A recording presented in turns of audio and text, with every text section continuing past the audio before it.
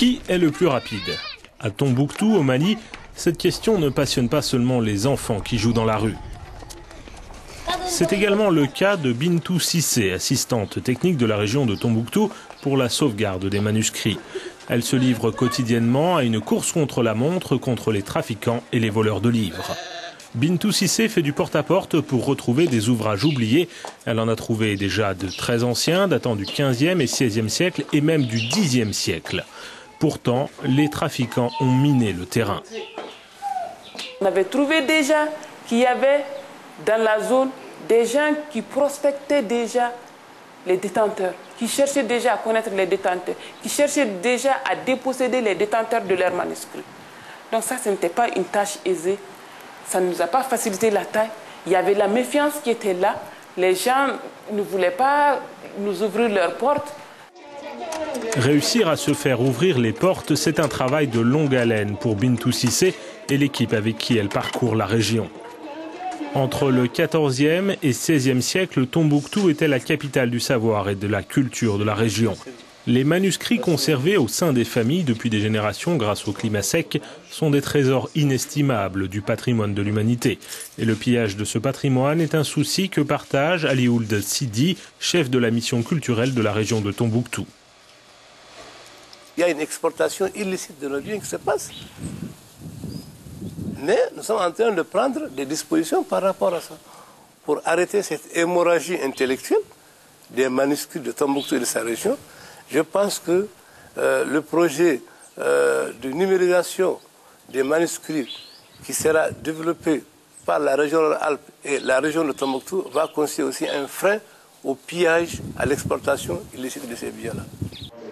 Le projet de numérisation de 50 000 manuscrits, soit quelques 4 millions de pages, a été cofinancé par la région française Rhône-Alpes. Le travail vient de démarrer.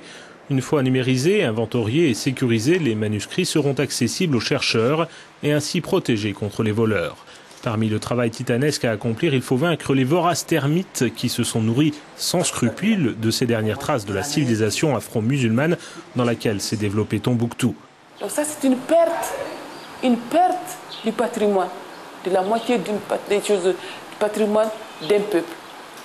Donc cette perte-là, si on ne fait pas quelque chose, et tout de suite, un jour viendra où ce patrimoine disparaîtra.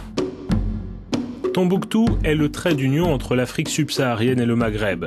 Une ville d'échange et de commerce depuis des siècles. Avec les caravanes, le savoir circulait, de voyage en voyage, les nomades se constituaient d'importantes bibliothèques. Dans le cas de nomades qui se déplacent, ils ont des bibliothèques ambulantes. Au moment où le campement se déplace, on met tous les manuscrits dans un sac en cuir, on creuse un trou et on le met là-bas. Les populations se déplacent. Au bout de 2 à 3 mois, ces populations reviennent. Et comme ils connaissent bien le terrain, ils déterrent la bibliothèque. Dans certains cas, ils voyagent avec la bibliothèque, mais dans des conditions pénibles.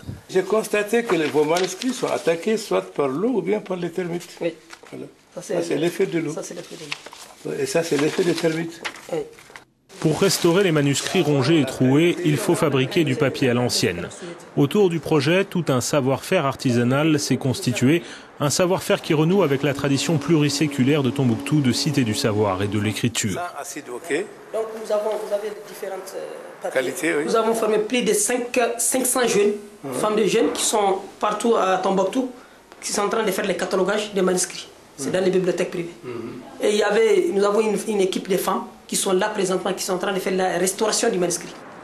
Ce qui signifie également donner un avenir économique aux jeunes, une raison de rester, de se construire une vie ici à Tombouctou et de retrouver la fierté ancrée dans l'histoire régionale.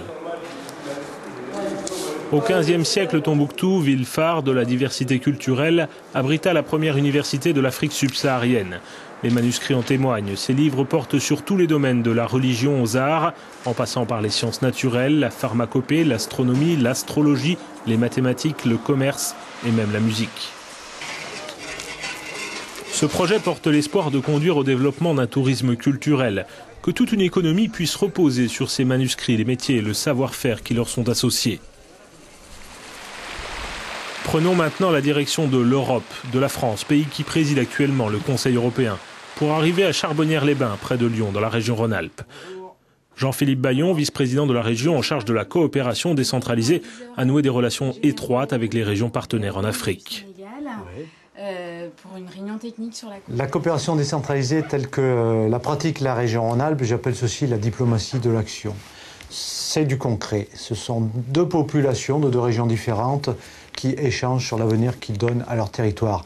Décentralisé, justement, on n'est pas sur de la macroéconomie. On est sur la petite microéconomie qui donne un travail, une viabilité aux habitants d'un pays. Ils peuvent travailler, faire vivre leur famille. C'est incontournable si on veut bâtir un monde qui rééquilibre la richesse, qui rééquilibre le développement. 20% de la population de ce monde capte 80% du développement et des richesses. On ne peut plus continuer ainsi si on veut avoir un monde de paix, un monde de développement. Petit retour sur l'histoire locale. Lyon, capitale de la région Rhône-Alpes, est l'un des berceaux européens du christianisme. D'ici sont partis de nombreux missionnaires catholiques vers l'Afrique de l'Ouest. Le musée africain de Lyon, fondé en 1861, témoigne de cette époque.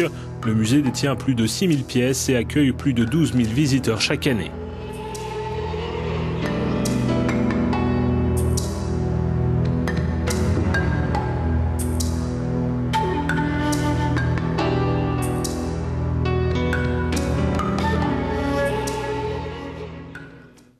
Politiquement parlant, la région Rhône-Alpes travaille en partenariat avec plusieurs régions dans l'ouest du continent africain. La région des Hauts-Bassins au Burkina Faso, les régions de Saint-Louis et Matam au Sénégal, ainsi que la région de Tombouctou au nord du Mali. Retour à Tombouctou. Le projet manuscrit est un projet des plus ambitieux.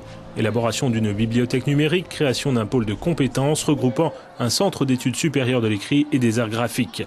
L'imam de la grande mosquée de Tombouctou soutient la sauvegarde des manuscrits. Ces manuscrits de grande valeur, je voudrais que toute l'humanité en profite. Il ne faut pas qu'on les garde dans nos maisons, jalousement pour nous-mêmes, ça ne sert absolument à rien.